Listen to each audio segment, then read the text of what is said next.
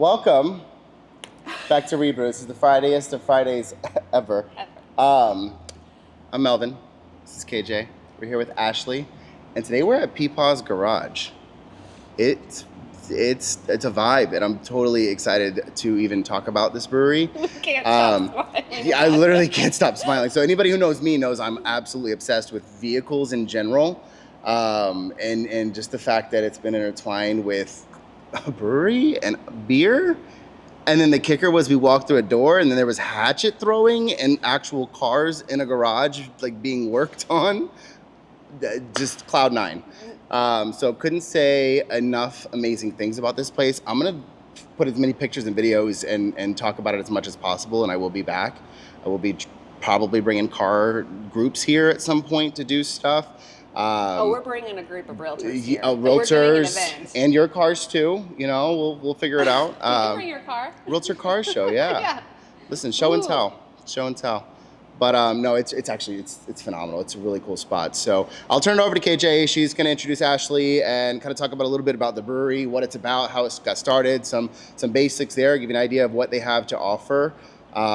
If you have never heard of it, you should take a trip to Clearwater, because this is worth the drive. I'm telling you right now. Yes. Go ahead. Take it away. I'll take it away. I'll take it from you. I'm KJ with Red Door Title, and Melvin is with Fairway Independent Mortgage, and we are here with Ashley. She's the daughter of the Peepaw, who's back there. The Peepaw. And she's going to talk a little bit about how they got started, how long they've been in business, kind of the things that they offer here. And she's only like a smidge nervous. So a little bit. But we're going to lead her from there, and we'll just say, like, so basically tell us how we got started with Peepaw and where the idea came from, and we'll kind of take it from there. We'll start with the name Peepaw. As he goes by, there he is. So I got a dog like 7 years ago, and he was not a grandpa yet to actual children.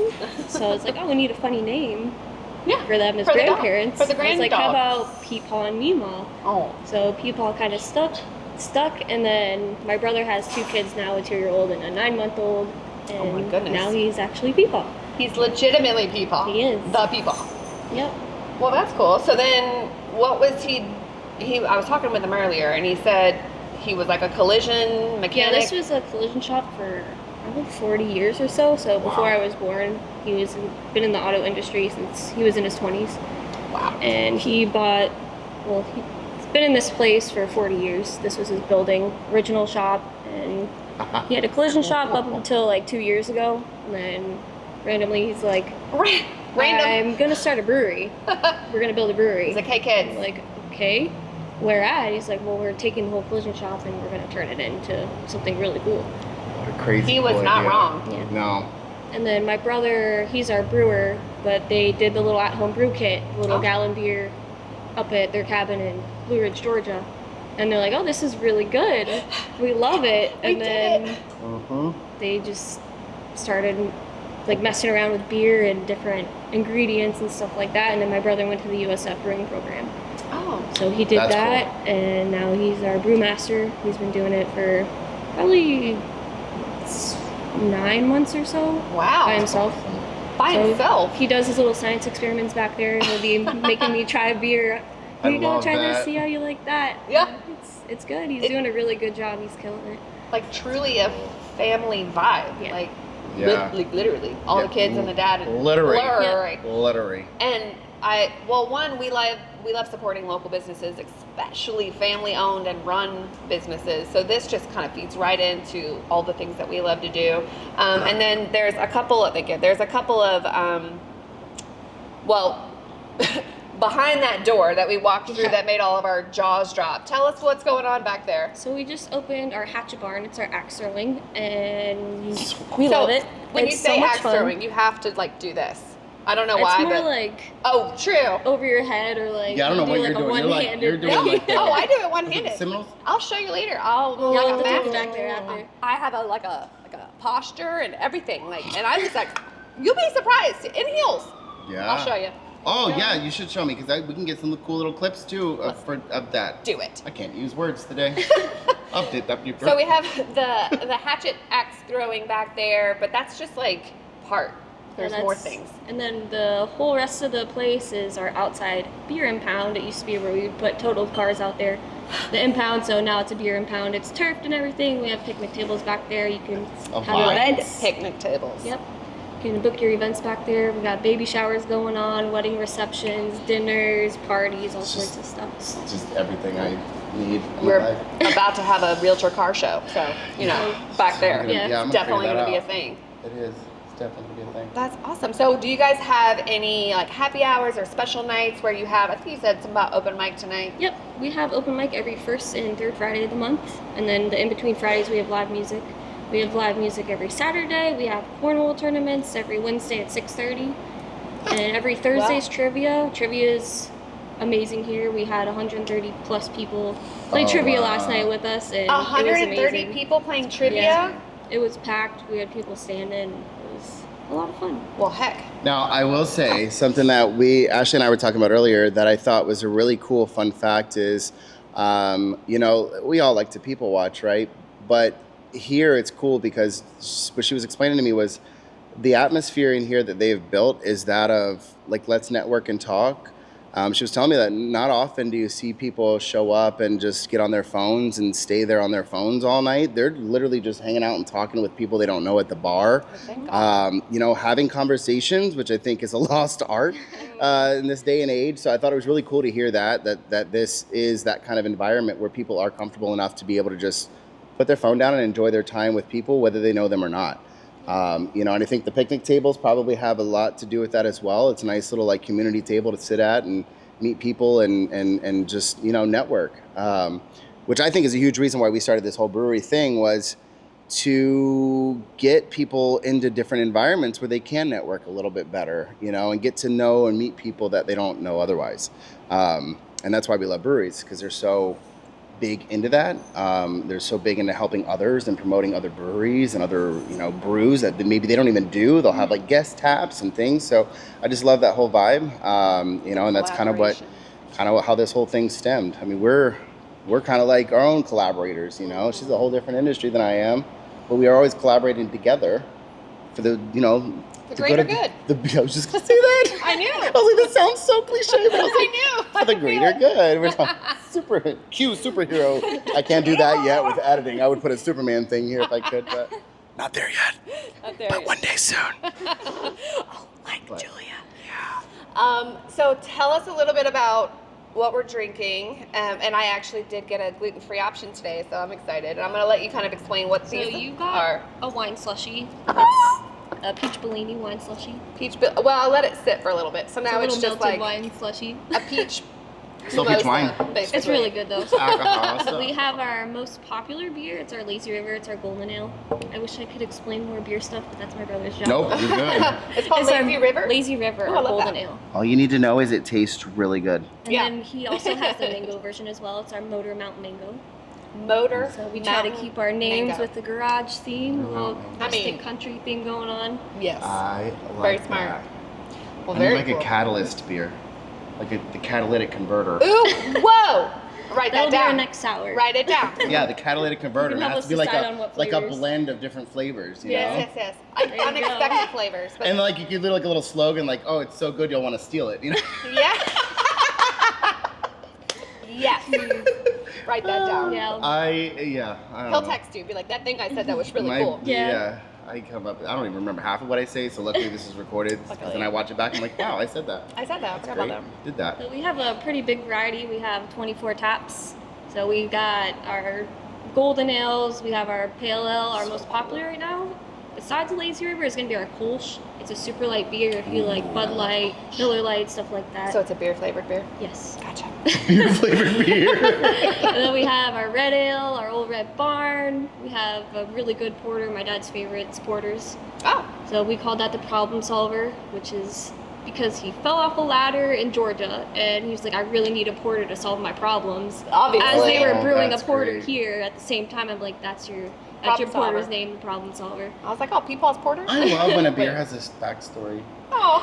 So he was like, I just need a porter after that. I'm like, all right. Oh. Obviously, So he was fine off That's, the ladder. yeah, he's but good. geez. Good to go. Good He to loves go. his porter. Well, good for And him. then we also have some ciders. They're from a couple different breweries, but we are in the process of brewing our own. That'll be And then good. we have a plain seltzer that you can pick from different flavors we have available back there. We got watermelon, strawberry, and black cherry.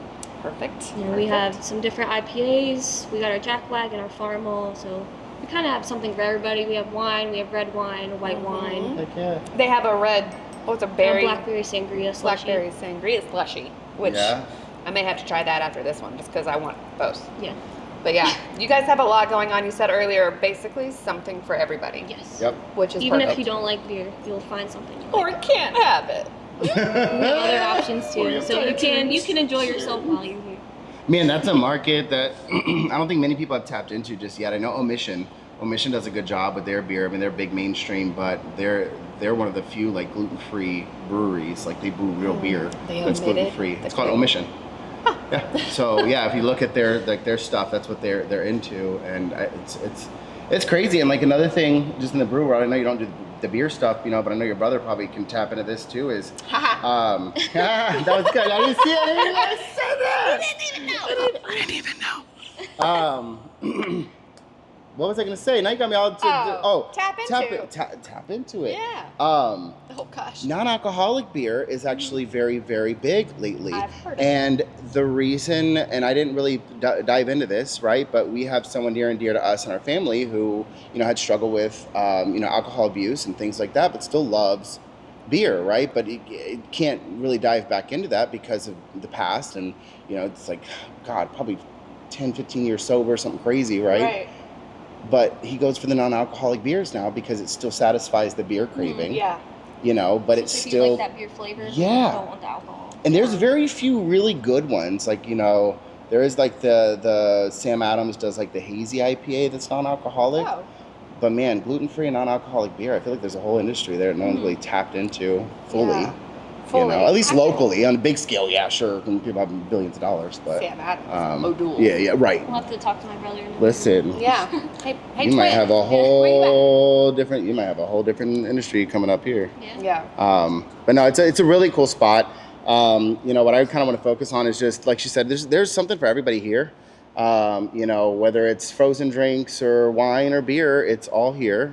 You know, wow, You're look at that. on a roll Man, with your hard word days. it's the Celsius. You You know, even outside of that, if you're just into vehicles, I mean, they got that. If you're just here for axe throwing and want a good drink, there's that. You know, if you want to hang out outside, there's that. What'd you say? It was I mean- 35 a person Yes. at the moment. 35 a person for the About an axe hour, throwing. hour and a half.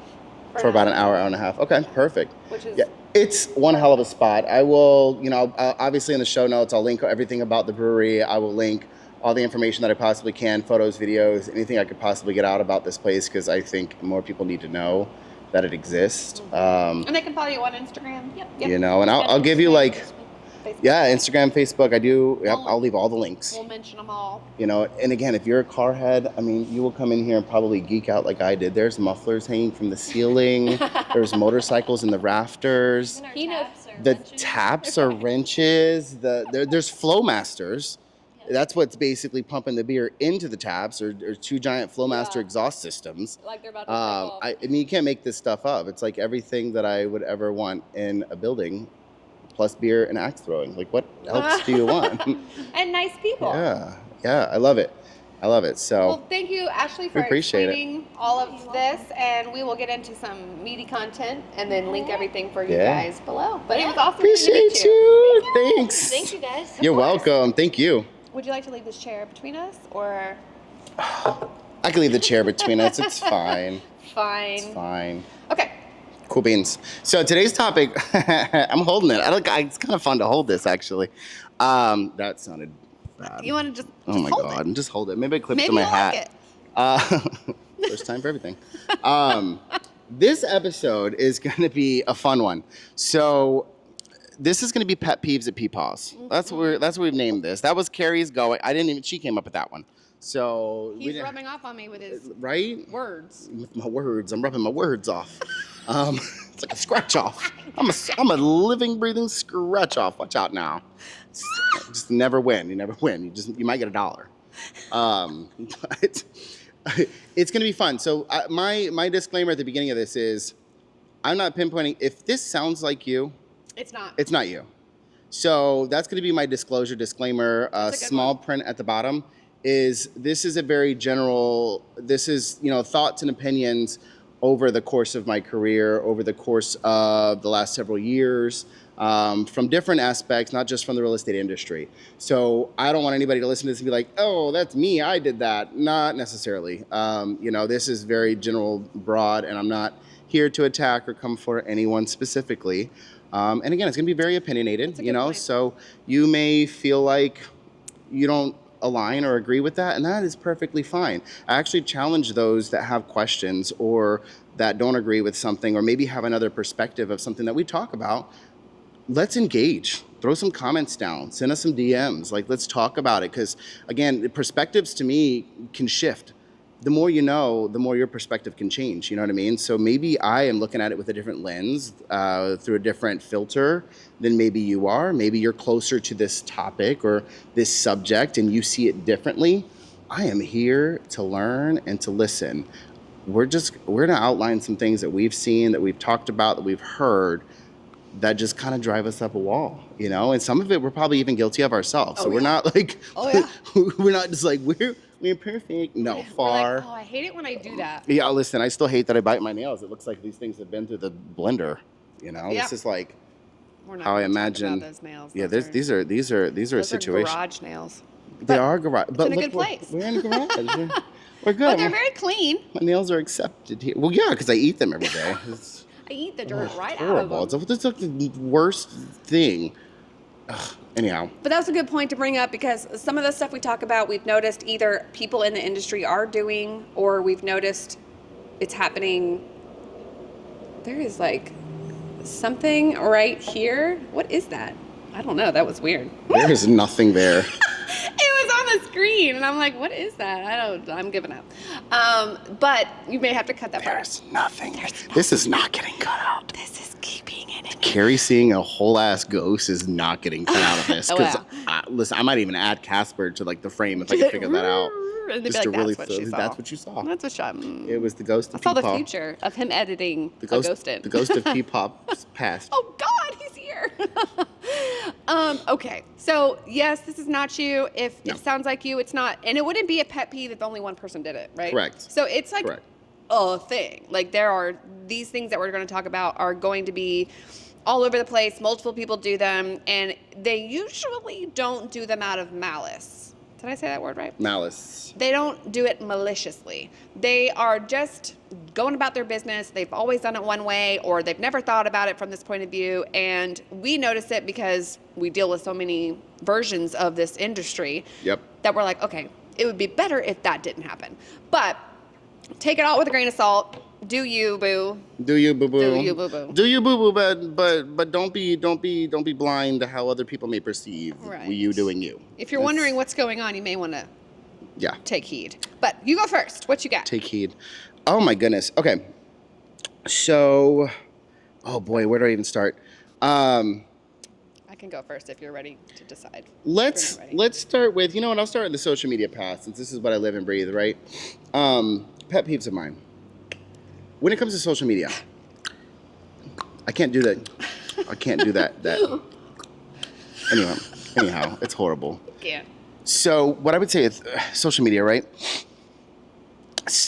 I can't stand when someone tells me, and I know I talked about this in the past, one of the ones that really irritates me is, I have no life, I am no fun, I have nothing to show to anyone, right? That's a good one. That is completely false, inaccurate, and incorrect, which is all the same things, but that's okay.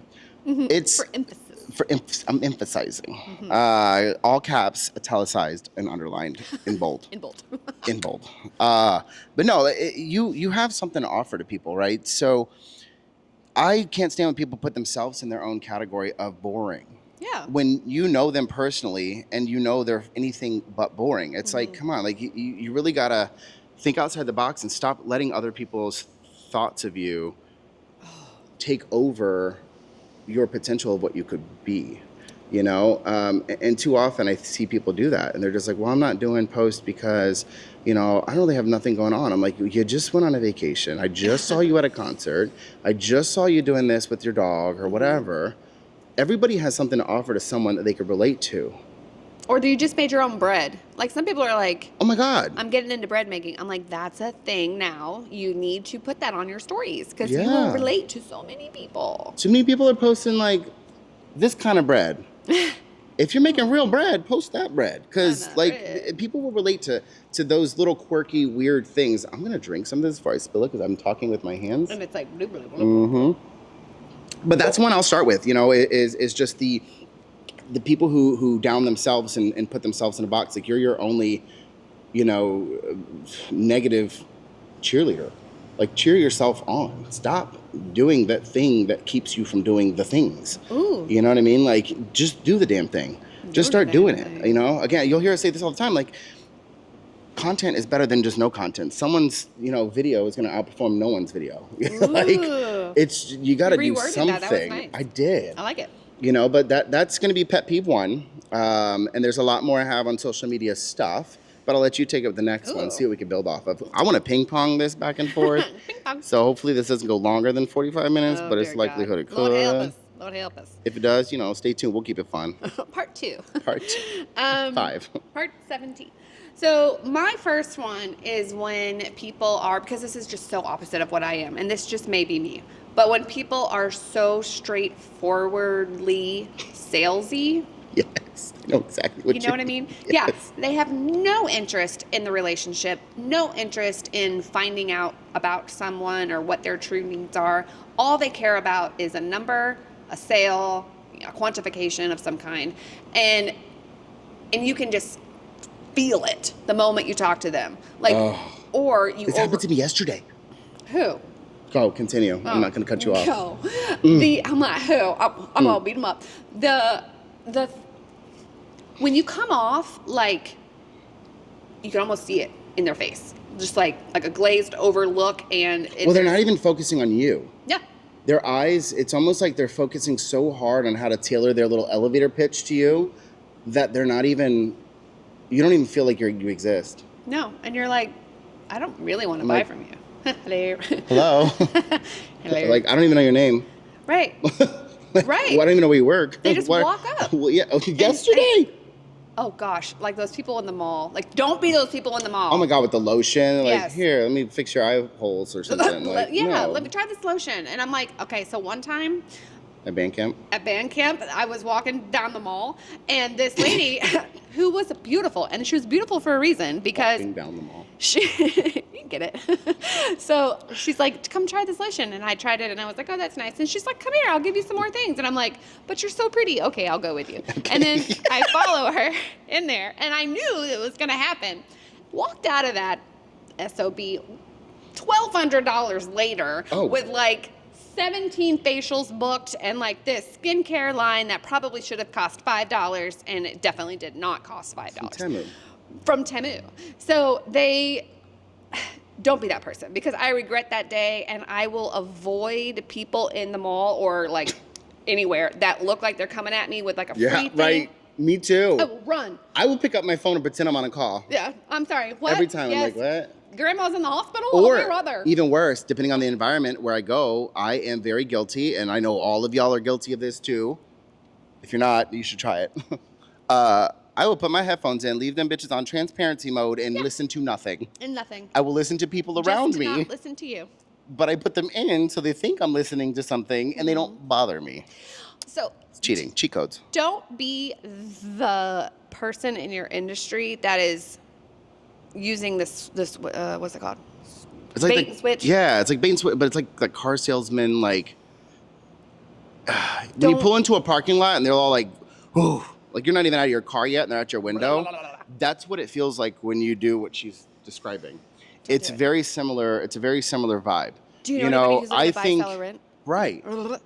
I feel like you want to be more of a, you know what, let's keep it automotive thing. You want to be more of a CarMax, in my opinion. And what I mean by that is if anybody's ever been to CarMax, they greet you when you walk in, let you know that they're there to help you, and then you're on your own. You walk around and do whatever you want, right? And they'll come check in on you. They'll check in on you every once in a while. You know who to come back to if you have any questions, but they let you go out and experience their lot and figure out what cars interest you or what your vibe is without being, breathing down your shoulder Do people breathe down shoulders?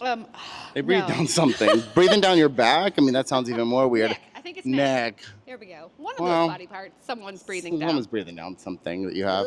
Ugh.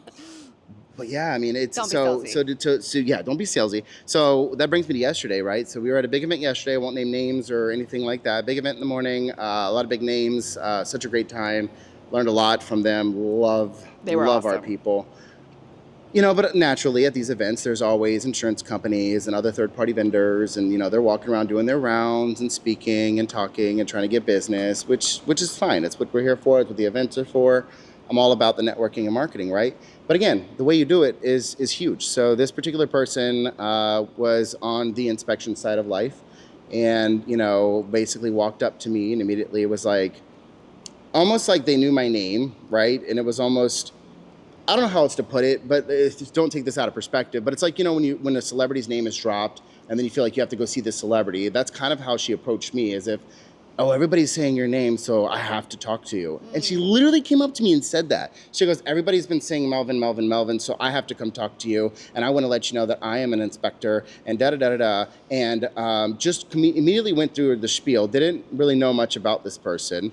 Very disconnected with their eye contact. It was very much that you could see them thinking through their head about the next word that they were going to use.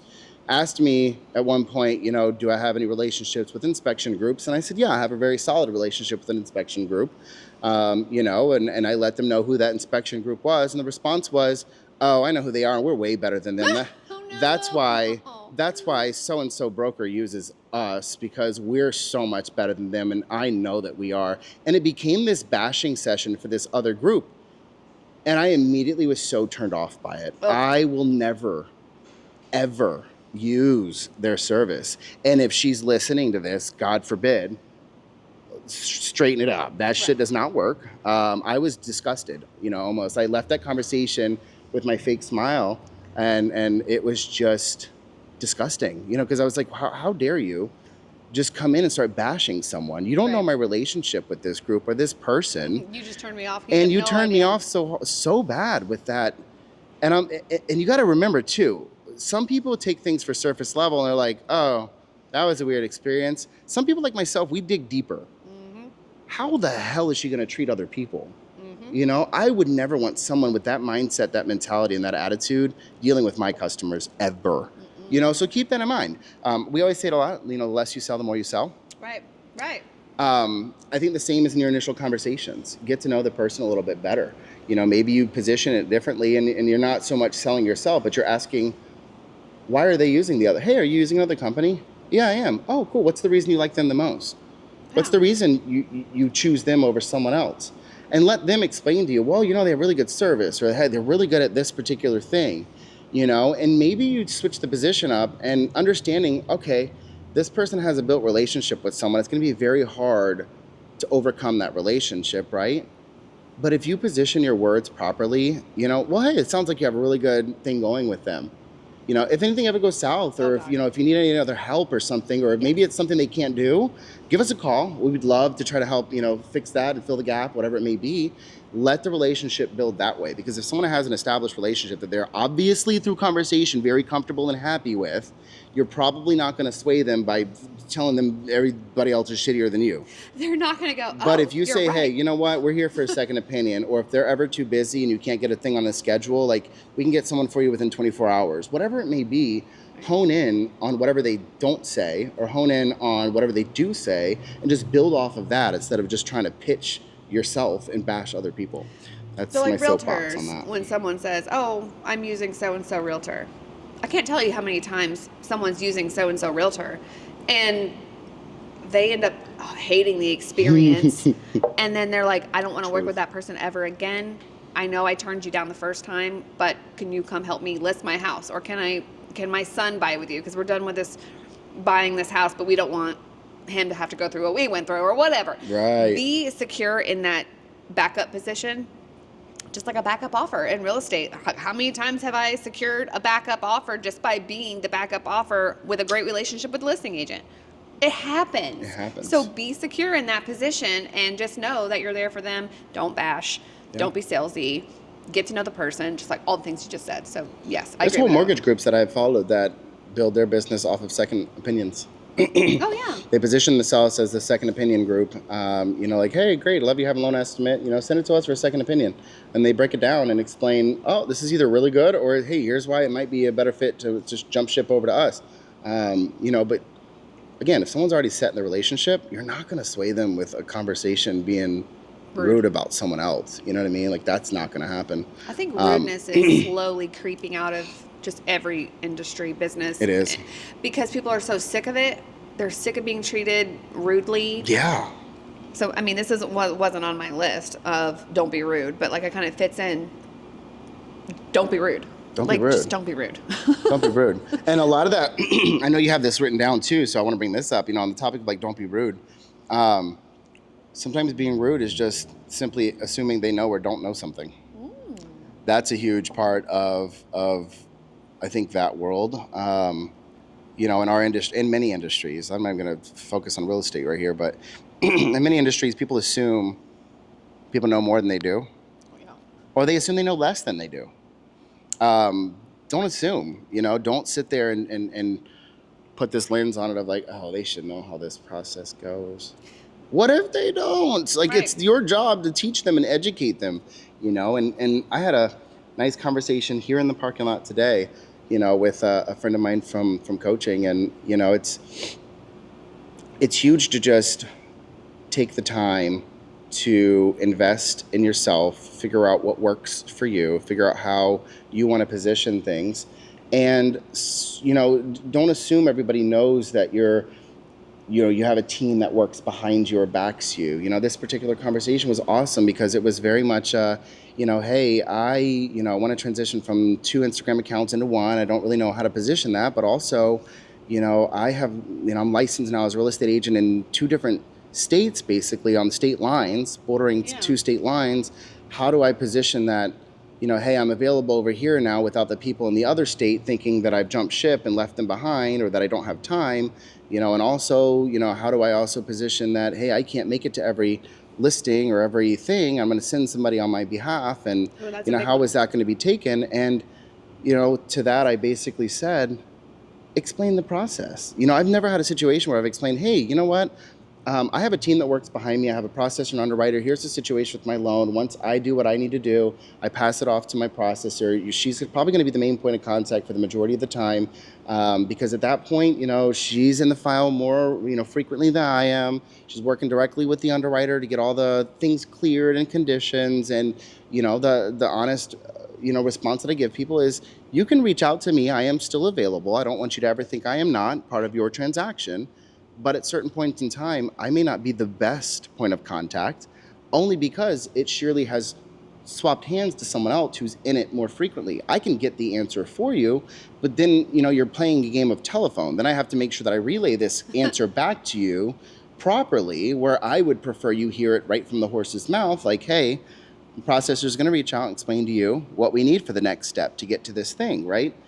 I think the issue becomes, people assume everybody understands the process and they don't explain what's about to happen. No. And then they're like, why the hell is this other person reaching out to me? Where did my lender go? Where is my realtor? Why is there someone else showing my home that's not my realtor? Explain the process and explain to them that you have people that you trust that are doing these interactions. It's not just some third party you hired off of Fiverr or Craigslist. It's someone that you've vested, that you work with, that you trust. Typically that should be living and breathing the same core values. But again, not explaining is usually where things go south, is people just assume that the client knows what's about to happen. The client knows that you're going to send somebody else to do this or that, or the client knows. No, you have to make it explicitly aware. Make them explicitly aware of how you work and why. I think the why behind everything that we do, whether it's in business or not, is huge. No, it's huge. It's huge. Explain the why. The why and the tone. And the tone. Because you can explain something in a aggravated, why am I spending time telling you how this goes? Well, I have other stuff to do tone. Right. And it literally is not going to absorb. They are just going to be offended by your tone. Yep. And you're rushing them, and it's going to set a bad taste in everybody's mouth. Slow down. When you are working with home buyers and sellers, and you're an agent or a loan officer or a title person or whatever you are, And you do this every day. Yeah. You live and breathe this. You know it like the back of your hand. Those buyers and sellers do not. And you have to spend the time setting expectation management and say, okay, here's the process. Here's what's going to happen. At this point, we'll do this. I'll hand it off here. But it's in a friendly, warm, welcoming, like I know, and not babying. Not like, okay, let me break it down into like kindergarten and crayons, but like, let me pause my life for a minute. Pause. Please pause. And just slow down. Breathe. Slow down, breathe, yeah. Explain. Set the expectations so they know what's going to happen. I have it's called what the sellers need to know list. And I can give it to you if you're an agent. All you need to do is send me a message and ask for it. But you give it to them at the end of the listing appointment when they have signed, yes, I'd like to list with you. Here's a breakdown of what's going to happen next. And it literally is line for line, what's going to happen in the time that it's going to happen, what has to happen first before X can happen, all of those things. And they can read it. You can go over it with them if you want, but they have it so that they can refer back to it. It just clears up all that messiness. Slow down. Clears up all the messiness. And listen, and if this is something you do, and this is just me thinking outside the box, right? If this is something you find yourself like explaining all the time, right? Maybe it's the title process. Maybe it's the mortgage process. Maybe it's the real estate process. Take some time to make a video about it. There you go. Do a little video. You know, even if you post this on your Instagram as a reel, right? And then you share the link to that reel anytime anybody has a question or you get a new buyer.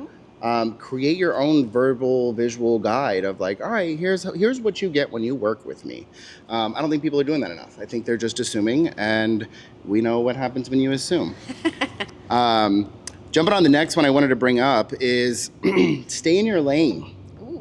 This is one that really has been heavy on my heart lately. Stay in your freaking lane, man. If you don't do insurance, if you don't do inspections, if you don't do mortgages, don't do videos explaining people how the process goes unless you really know it that well. It's one thing to have one of those industry experts in the video with you explaining how it goes, you know, but what I'm seeing, I just gonna put it out there, what I'm seeing with a lot of Instagram, social videos, reels, all that, right, is I just saw one like last week, a realtor saying, you know, basically you can get a loan with this % down and da-da-da-da-da-da, complete inaccurate information, not even remotely possible to do what they were talking about. This is happening a lot. People are jumping out of their lane. Never did mortgages in their life, but they read something online and now they're an industry expert. Stay in your lane. And when you are making these videos, when you are doing these things, right, it's okay to touch on them. But my thing is stay very general. What's going to happen is a lot of people are going to be giving out more information than possibly needed, right? And then that allows the consumer the ability to disqualify themselves before you even hear from them. You know, example, let's leave it in the loan industry, right? If I was to do a video about, let's say it's the Hometown Heroes program, it's coming back and it's got, you know, another $35,000 you can get towards closing cost, right? I'm going to probably leave it just that general. Hey, Hometown Heroes is here. It's opened up to everyone. It's no longer just for heroes, and it's going to offer 5% up to $35,000 towards the purchase of a home. That's all I want them to know, because what's going to happen is people are going so in depth with their videos. Well, you have to have a 640 score, and then you have to make this much money or less, and then you have to do this, and then you have to do that. What's going to happen there is they're going to listen to your video, watch your video, read your reel, whatever you put all this extra data on, right? And they're going to go, oh, that's not me. I don't have that credit score. Or, oh, that's not me. I make too much money. Or that. They're going to disqualify themselves. You're never going to hear from them. And that's stupid. The relationship is gone. It's gone. You know, whereas if you left it general enough, they're going to reach out to you about that said loan program or said home or said whatever, you know, neighborhood or whatever the case may be. And then you can guide them through that. Like, hey, you know what? I have a licensed lender that can speak to you about that. And you know what I'll do is I'll say, you know what? I do see that you're actually not qualified for that particular loan program because of X, Y, and Z, but there's these 3 other ones that you might actually potentially qualify for. So it's like a soft no. You know what I mean? But if you gave them so much information that they didn't even reach out to you, you would have never been able to have that conversation to tell them what else was available for them. And it's happening in every industry I could possibly imagine. That's a good point. It's too much. Keep it general. Keep it, you know, the information they want to know. Keep it the lively, bubbly, fun stuff that they want to hear. and then let them reach out, build a relationship, figure out their exact situation, and then see what else you can fit them into if that particular thing didn't work out. Otherwise, you wouldn't even hear from them. So stop doing the most. Your social media nets need to be cast wide. And then once someone comes into the net, you put them into the correct bucket. Yeah. And then do whatever you need to do with them as a sidebar. But that initial casting of your net, especially on social media, needs to be extremely wide. Because even if you can't help that person based off of whatever, if you are able to help them get into a house or help them, whatever it is, refi, whatever it is, even if it's not with you, you should do that. You should do that. You should do that for them. That should be something that is well within like your ability to say, you know what, I can't help you. Yeah. But here's a person that I know can, one, fix your credit. I've got a great credit restoration person. Let's go talk with him. Let's get you fixed up. When we're ready, we'll bring you back. They may have never heard about that. So be that source, of information, of connection, of, hey, team player-ness. Yeah. Team playerness? It's a word. Playerness? But also like vote for me. Vote for me. Yeah, there's a lot. What's your next one? I have so many. Okay, so this one is Speed round. No, I'm just kidding. speed round go. Is a personal thing with me. Just because I feel like I am, and I feel like people tell me I am a very generous and giving person. So when I run into someone who is not a generous person and comes from a place of mental scarcity where they're just so afraid of losing that next deal, or they're so afraid of not being able to, this way, and it's tunnel vision. Yeah. And they're not willing to like give up time or resources or whatever to help someone out. I base my whole operation off of that. So when I come across someone like that, I'm just like, I literally cannot work with you because we do not have the same core values. Core values was mentioned earlier by you, but we were talking about that yesterday. Yeah, 100%. I can tell right away if I'm asking for help and I know it's in your well within reason for you to give me a little bit of help in giving me a name or helping me out in this, and you won't, knowing full well that I would go to the ends of the earth to help you. Right. I can't. Yeah, I will walk away. I can see that. So I would too, because it just shows the character of somebody. You know what I mean? I think, again, that goes back to like the brewery. That's why we like the breweries, because they're very helpful with other people, other breweries, other brewers. It's not a very like mine environment. And what's sad is I grew up in real estate. It's all I knew my whole life, and that's how it was portrayed to me. Was that it was very cutthroat and everybody's against everybody and everybody's competition, and I'm like, yes and no, like they're competition, but you got to learn from everybody's got to start somewhere. You know what I mean? And you could be that stepping stone for someone else to start. It's not like, they're not directly going after your business at this point for the most part, and if you do run into those kind of people, you don't need them in your life. But no, it's a really good point. Really good point. I like that one. what you got? Oh, my next one. I'll skip from social media for a little bit and something else and go back to it. So, okay, let me check that one off. Enable sorting. Let's do this. So I already did that one. I'm ready. No, I already did that one. Okay, so here's one that's recently been on the Dome quite a bit. And, I've seen it in multiple different brokerages over the course of several years. It's when you are, and this is kind of more for the brokerage side, I think, for like leaders in the industries, regardless of what that industry is. Again, this is a very broad idea. Putting someone in a position of power or training that doesn't have anything to show for themselves. That part irritates the hell out of me. Did you post about that the other day? Probably did. It really drives me up a wall. And I grew up with three sisters, so my first thought goes to, it's when cheerleading, right? Cheerleading. I have seen coaches that are pushing 450, 500 pounds. Stop it. And they're screaming at these girls to do this or do that. I'm like, she couldn't even walk up a flight of stairs if she had to. It irritates me. It's the same concept. If you have someone completely unfit trying to be your personal trainer, what weight is that going to hold? Right. You're telling me how to eat healthy. You're telling me how to do this and how to do that. You don't even live the life yourself. what I'm getting at there is people who put people in positions of power or positions of training, who may have maybe in the past have had some good sales. Maybe in the past they were very wealthy and very, good at what they're doing and had a lot of business, right? But if someone hasn't sold a home in like a year and a half, 2 years, why the hell would you want them teaching your people on how to sell homes? Right. And that's the way my brain goes. And you can argue it all day. Well, they used to be this, or they used to be that, or they really were really good at one point, or they're really good at talking to people, or they're really good at doing this, or really.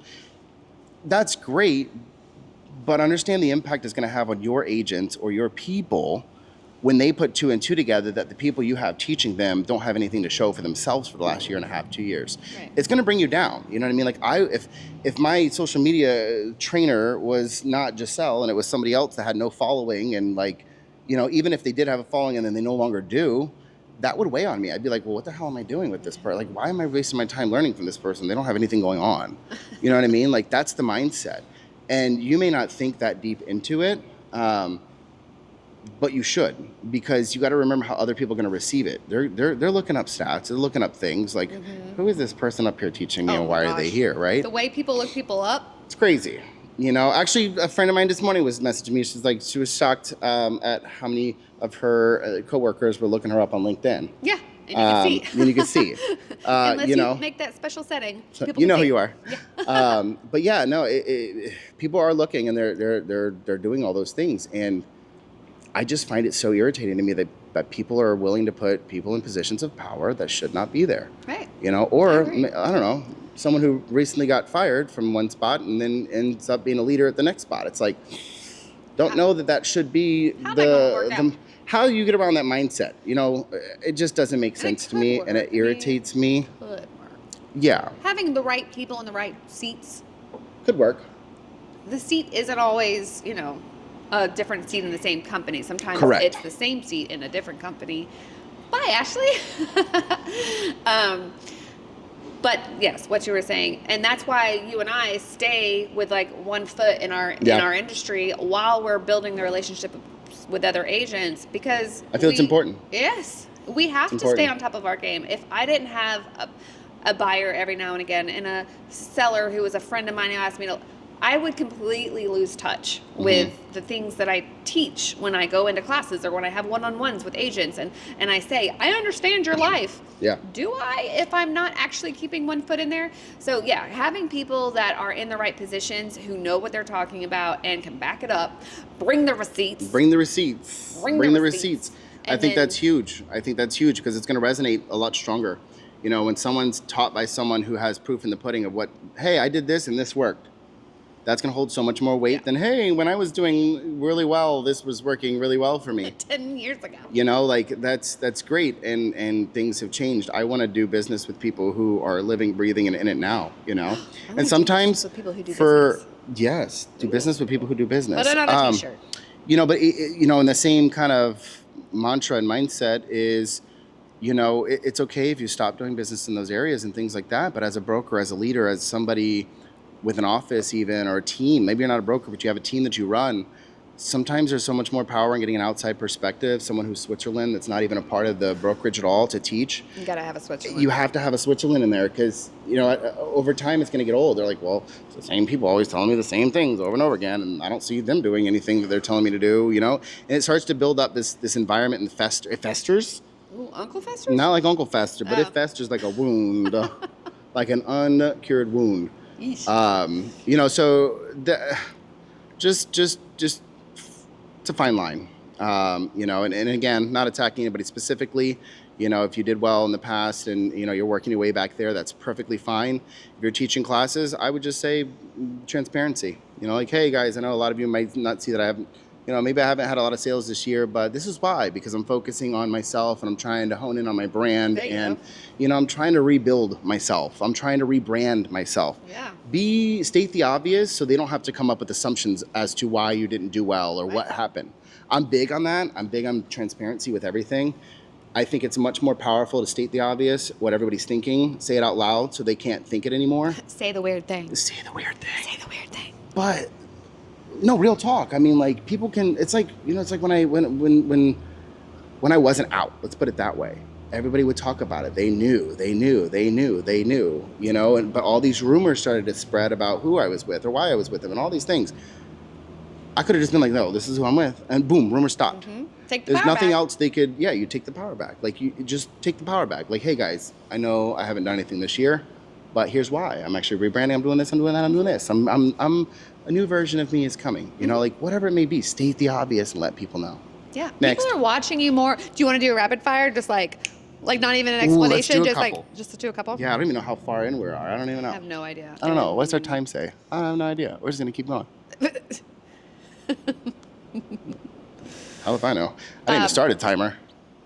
Oh, Lord. Oh, yeah, we have Are we even recording? 53 minutes. No, we're recording. Okay. This might be a little long one. This might go over 45 minutes for sure. This one's going to be super businessy, but when people don't ask for a review.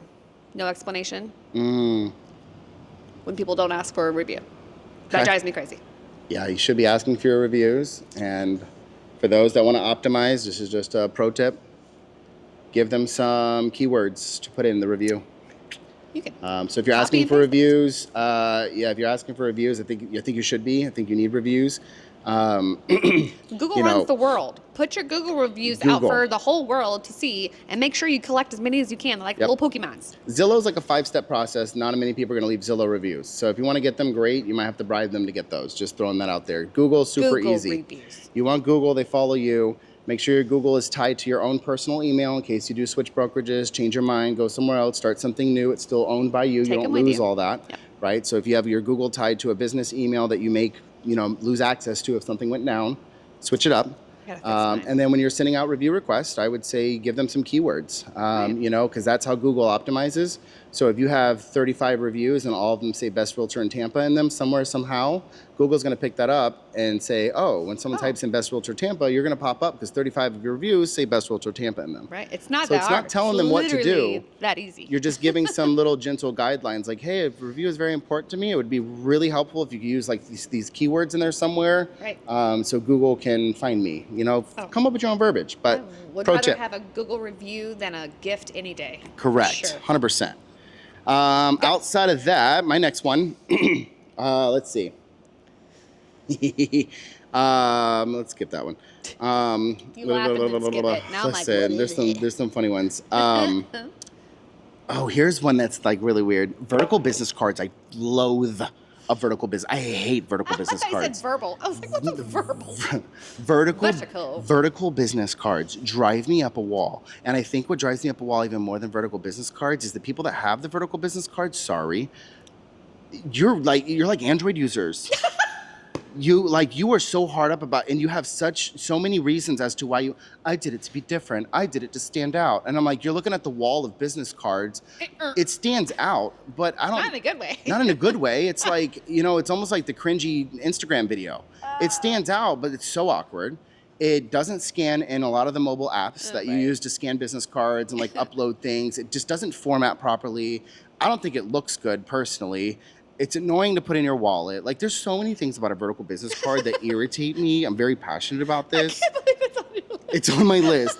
I can't stand them. And if I see listen, I am very petty. If I see a vertical business card, I will not use the company. Love it. Yep.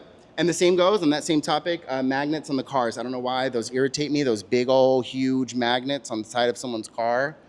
It's almost like, pick me. I don't know if I've ever done business off of a magnet on a car ever, but I look at it and I laugh every time because it's like, it's almost cringy too because they're like really cringy magnets sometimes. Really cringe, unless it's like funny in like a satirical kind of way. Yeah. Like, okay, but most of the time, just on car magnets, people are just going to judge your driving and then send you a message. Oh my God, I'm glad you brought that up because that was on my head.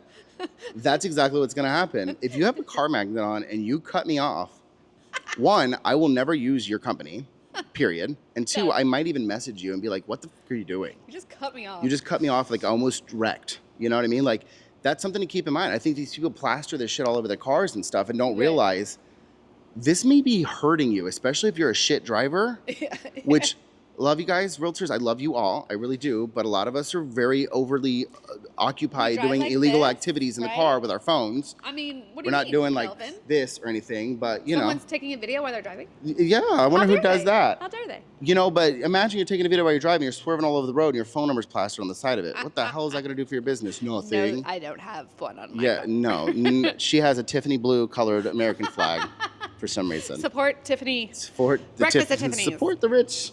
Oh, God. Is that what it is? Tiffany's bad. So it's actually was blue. red, green, and blue for She all faded. the branches. She but I faded. faded, and I got a new She one. faded. So, But no, I mean, that's something to think of. I think a lot of people do things and they don't think of the long-term effects of what they could be doing. And I think that with the magnets is huge because yeah, I don't Can't know. go wrong. I don't know that I've ever had a positive experience with a magnet car. Put it that way. So if you ever ask so someone's just, you know. opinion, that's our opinion on it. Yeah. So this one, I don't know that people can help it, No but boy. but it still bothers me. Read the room. Oh, yeah, read the room. Read the room. Like, if we're in a very professional setting and you over there passed out from 16 tequila shots, not the time. Not the time. place. Not the place. Nope. But that's like one. But the other thing is when you're talking with someone and there is literally a line behind them waiting to also talk with them, don't absorb all. You're stressing them out. You're stressing all those people out behind them that's waiting. Yeah. Read the room and say, let me get your contact information. Let me take you to lunch or coffee or whatever, and we can finish this conversation. Hey. Oh, that's Toot, toot. an ambulance. Never mind. I thought it was something cool. Ambulance. Oh, we Read the room. I like that. I like that. I do. Fire. Go. Let's see. Next one. Oh, you know what? Let's do this one. Here's another pet peeve of mine, and I'm gonna expand it. I wrote down shitty listing photos. Specifically shitty listing photos. But on that same topic, shitty photos and videos in general. What I mean by that is there's a profile that I looked at, somewhat local realtors promoting a $5-point-something million home. It looked like it was recorded on a device that was from probably the early 2000s that maybe had a light-up battery and a light-up antenna. Ooh. Maybe had snake on it, I'm not sure, but that's what it looked like. And if I watch anybody's content and they're promoting luxury, high-end, million-dollar homes, and it looks like it was recorded with your kid's, Fire tablet, that's not gonna go well. There's a lot of people that say, oh, everything you need is right in your hands, right? I'm gonna be, again, this is not a bashing session. I have the receipts to prove all the things I like to talk about. I am a huge fan of Android phones. I am a huge fan of the hardware behind them, right? But the reality is the software is not up to speed with a lot of the Android devices. One thing recently I just learned, I don't even know if I told you this, so if you ever run into this with any of your people, Android and Instagram, this is using Instagram, Android only posts in high quality if you're on Wi-Fi. So if you record a beautiful video with your Android, there is no setting like the iPhone that says always upload at highest quality. The option that you get is highest quality while on Wi-Fi. So I am seeing a lot of people with these beautiful S24 Androids with these 8K cameras and stuff. Number one, they don't know that their settings have to be tweaked. So there's thing one, reach out to me if you have any questions, but out of the box, they don't really turn it on to its full potential because it takes up too much space. And you would be pissed off that your phone has no memory. So it's by default degraded, right? Two is if you're posting it on Wi-Fi and you're on an Android, you're not gonna get the high quality video. It's gonna look cheap, it's gonna feel cheap, it's gonna sound cheap. That's not the vibe you're going for. Shitty listing photos. I think listing photos are huge. There's certain things you should not be doing from your phone. I don't care how good your camera is. I know how good my camera is on my 15 Pro Max. It's beautiful. If I was a realtor, I would not be taking my listing photos with my damn iPhone. You could tell. Period. And I understand that tell. some people don't have the money and the funds or whatever, right? But in this business, you have to spend money to make money. I was like, I'm about to get hate for this, but put it on a credit card and order the $200 listing photos. Or if you really don't have the money, talk with a partner and be like, hey, talk with a partner. Let me borrow some money for this listing photo. We're gonna, it's gonna sell. Here's the house. I need it to sell. Can you upfront the money? Do it. Do it. It's going to be worth it because the first impression is often the photos. Yeah. You know what I mean? And I would also venture to say on the whole line of shitty photos is don't over edit them to the point where it looks so fake and they walk in like, what the hell? You know what I mean? Like I see a lot of this like AI generated furniture and shit in photos and it irritates the hell out of me. Yeah. I don't know why. I'd rather see an empty room without the AI generated furniture in there that's very crisp and clean, that gives me an idea of what the hell I'm about to go walk into or buy, than to see some fake couch that AI put in there or somebody photoshopped into it doesn't even vibe, right? I think that's huge. And a lot of people it's like really good virtual staging. Like, you gotta get the really good package. You gotta get the really good package, you know. But if you're not at really good package level, do what you can, right? And at least do quality photos of the property. Like she said, if you get a broker to help, get somebody else to help. Maybe you can come up with an agreement where, you know, hey, once this closed, you could take that $200 out of my commission. Yeah, can I pay you at closing? Can I pay you at closing? Like, there's things you can do, but I'm a big proponent of, like, talk about it. Whomever you're with, if you're having issues where you're at, if you're having second thoughts, you know, you want to work somewhere else, you think you want to work somewhere else, you think you want to talk about it. You know, don't just disappear or feel like you can never do it or you're never going to talk about it. You might bring it up and they'd be like, you know what, that's a great idea. We can definitely get professional photos of this property. People will help and take care of you at closing. People will help you. Like, if you're in business with the right people, and you should be, and if you're not, find them. Or help somebody start up. Maybe you put something out there on social. You're like, hey, I'm looking for a photographer who's new to trying to get into biz. You know, maybe you find that photographer that's like, hey man, I really want to do real estate photos, but like I haven't really dove into that yet. And maybe they'll give you a discounted rate and they could be your guinea pig. You know, I'm at the point right now in my career where I want to be someone's guinea pig for video production and for doing like reels and shorts and things like that. So if someone doesn't afford me the opportunity to, like, hey, I'm, you know, still learning a lot of these pieces, but I would love to try to do your content for you or whatever, find that person, look for that person, advertise for that person on social if you need to. Don't be afraid to Someone's going to pop in and be like, I'm actually looking to get into this. Like, I would love to do this. I would, you know, I'll do it for $100 or I'll do it for $50 or I'll do it as long as you just tag me and everything. You never know. But just ask. Don't be afraid to ask. People get so afraid to ask. So this one, I tend to fall in this bucket because we get so busy. I'll just stay what it is. Thinking that no news means good news, right? Everyone says, no news is good news, right? Like, I'm not going to call you. Exactly, false. No one's going to call you, and that means everything's on track. But don't do that. Have an expectation set up at the front, especially if you're working with like buyer or seller. I will check in with you every Tuesday at 5 o'clock and we will go over any news that's happened, unless something happens that we immediately need to talk about. But if we're just like, hey, I'll check in with you every, you know, whatever, maybe every 3 days or whatever it is that makes sense for you and your business and for that seller specifically, set it up front. Hey, unless something comes down the pipe, like, hey, we got an offer, or hey, we got to fix this thing because we're getting some bad feedback about it, or whatever. I'm not going to call you every day and say, hey, no news today. Or do say that. Like today, I sent an update to an agent. And I was an update that says there's no update. Exactly what it said.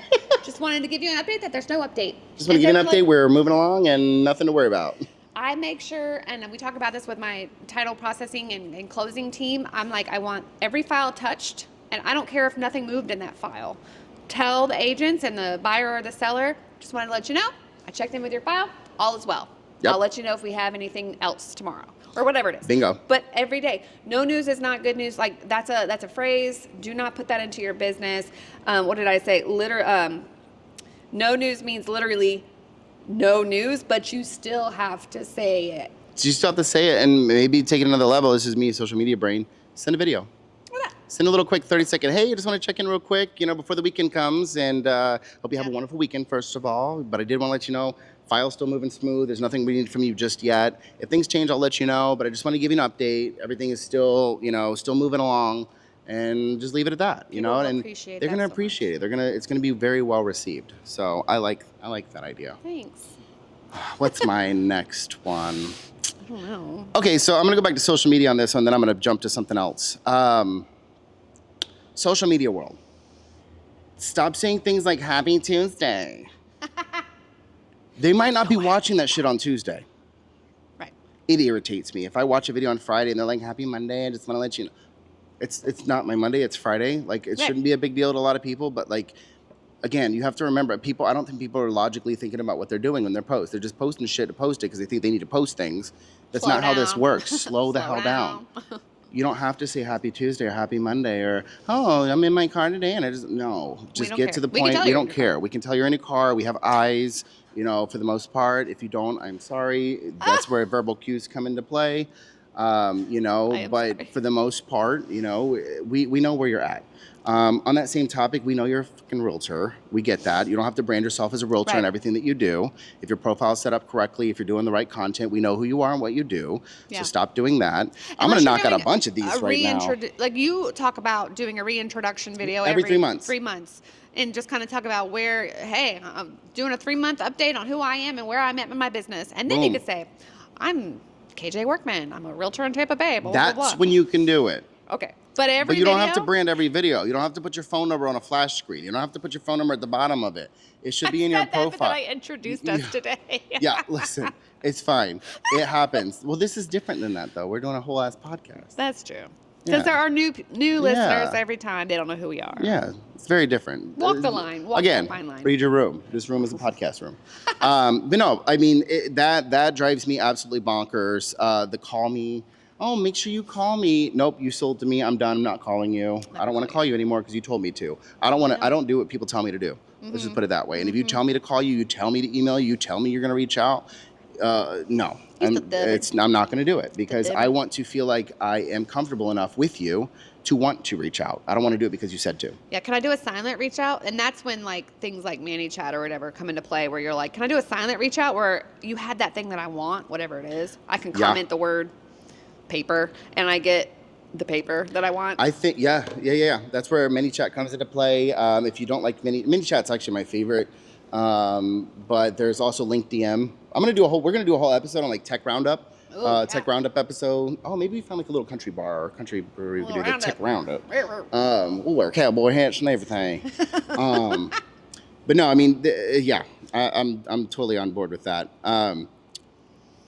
Oh, you know what I wrote down? So I was on the Bright Line for the first time, and we were going to Fort Lauderdale to do a cruise ship tour. Because we do travel planning on the side, just in case you didn't know. And guess what? He posted about it because it's something fun that he does in his life. Yeah. So we had some fun. We got to tour a cruise ship, and on the way there, this family was sitting next to us. I wrote it down immediately, and I put it in quotations in my little notes here because what he kept doing, and I'm petty. I counted it. In a, 6.5 minute span, this person said, you know what I'm saying? 57 times. No, I don't know what you're saying. That's why you're explaining it to me. Right. I cannot stand when people use verbiage like that in our business. We're like, you know what I'm saying? No, I don't. That's why I hired a realtor. Right. Like, oh, you know what I mean? No, I don't know what you mean. Explain it to me. That's the whole reason I'm here. That's like between friends. Like when you're like, you know what I'm saying. You know what I'm saying? Like, that's an inside joke thing. You know what I mean? What that's an inside joke thing.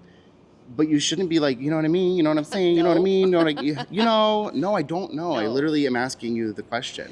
And you know what? Someone brought this up to me yesterday. Now that this came to my mind. Ooh.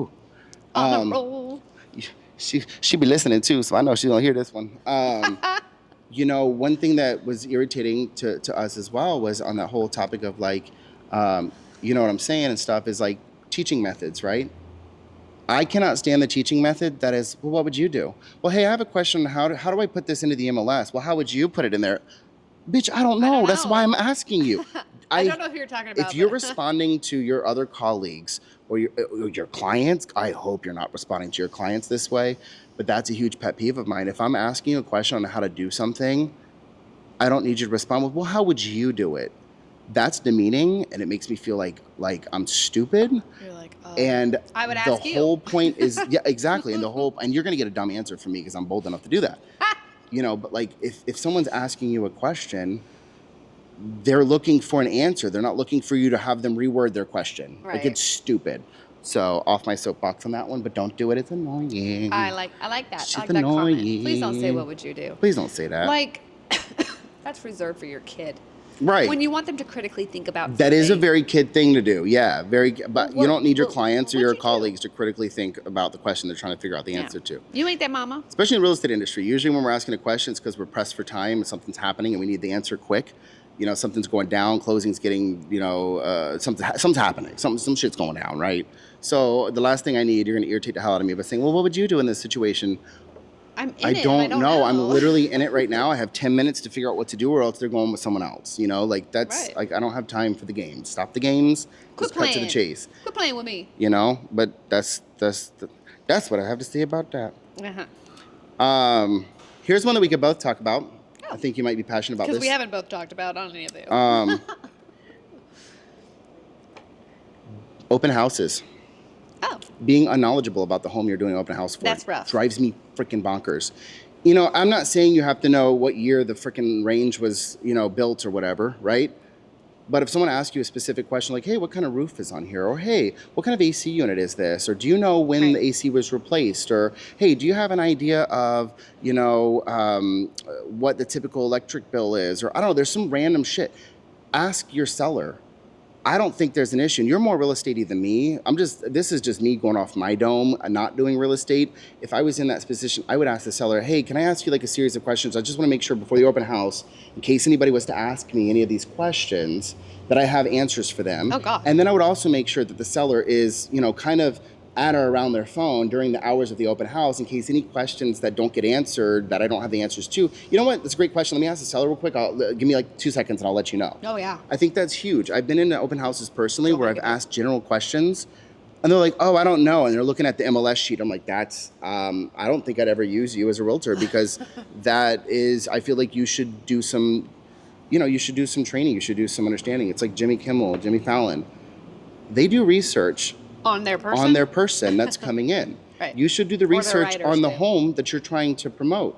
Even if this isn't your house, you're doing an open house for somebody else, that's perfectly fine. I still think you need to take the time to learn a little bit about what the house is because it's only going to help you and whomever you're helping by having those questions. You're going to sound knowledgeable. You're going to feel knowledgeable. It's just going to give a different vibe than otherwise. I mean, I've done open houses for multi-million-dollar listings, and I've had agents that are just like, that's a good question. I have no idea. And I'm like, how? They're asking about the pool that was put in. Know? Like, I feel like you should know heated? about the pool. Right.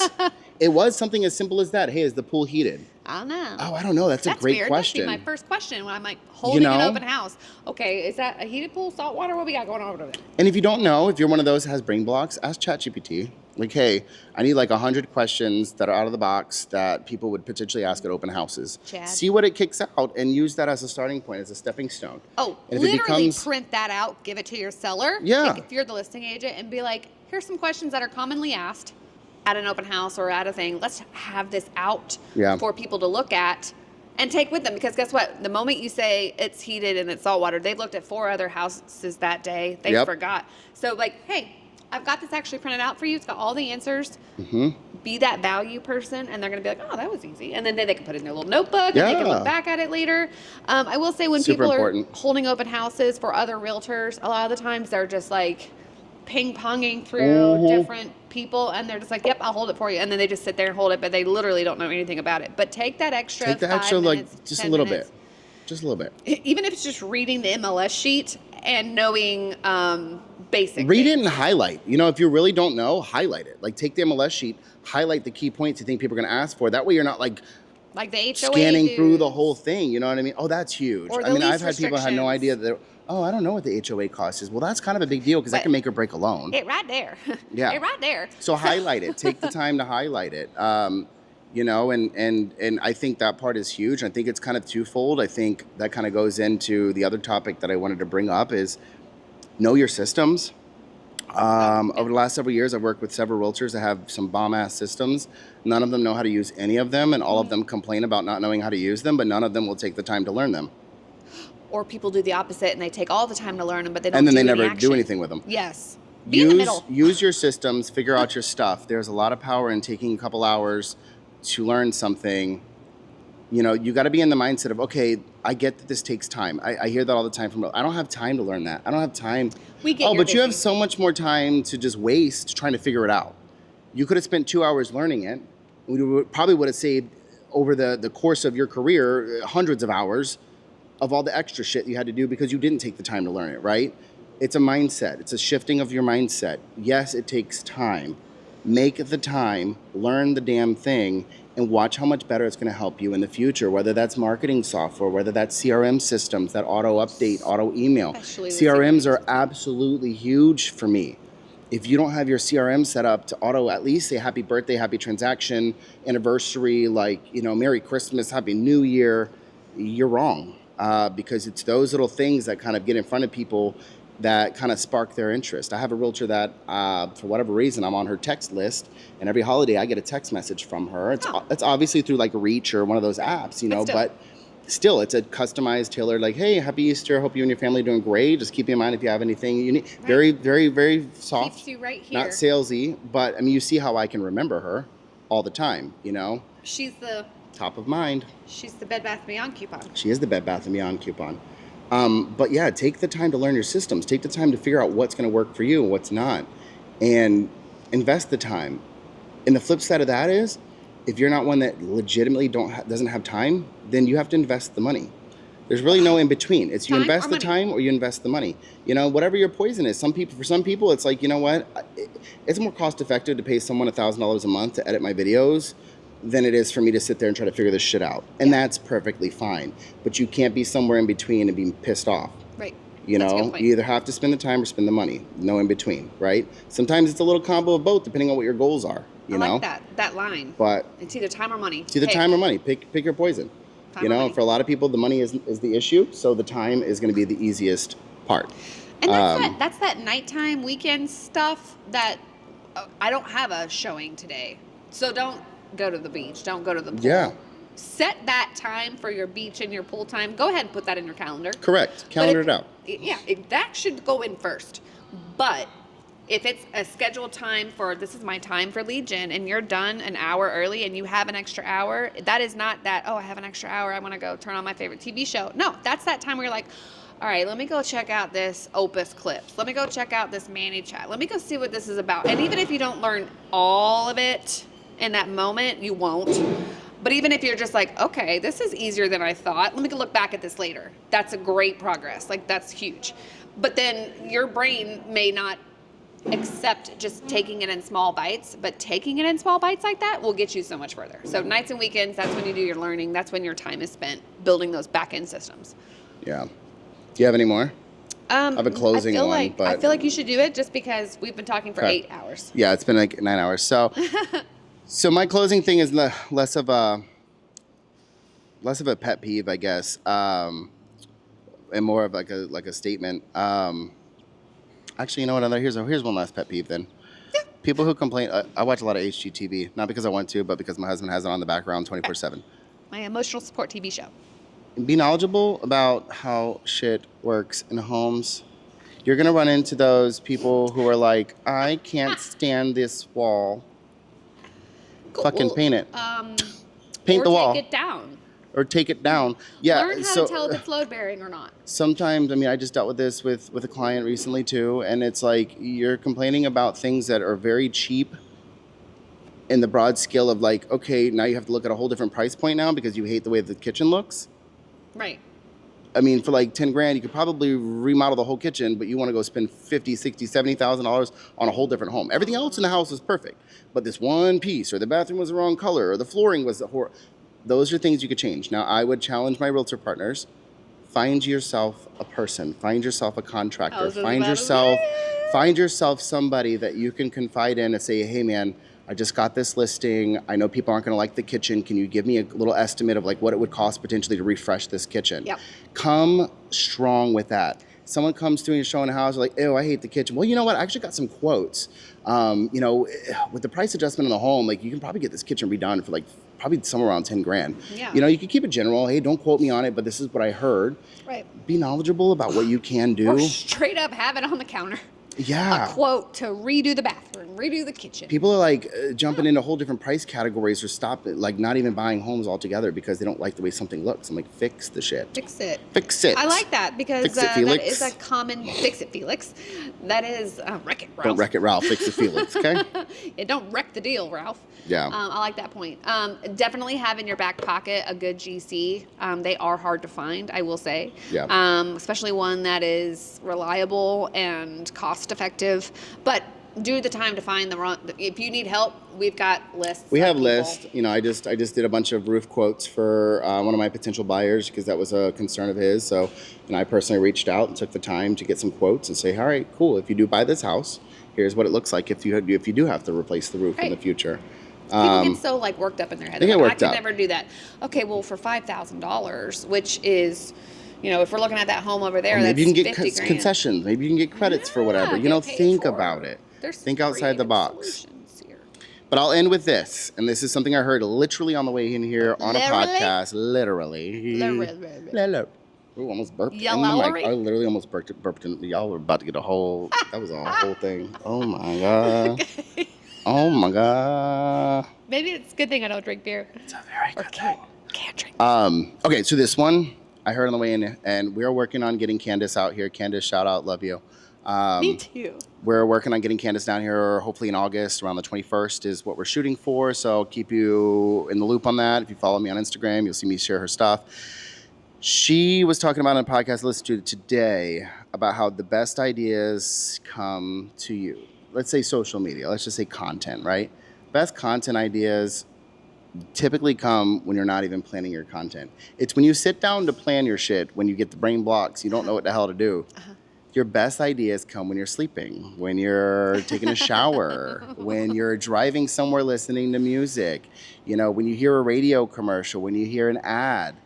Those are when the best ideas come to light. And KJ and I just recently talked about this too. She has a whiteboard next to her bed, so it's a little extreme, which I understand. I get it fully.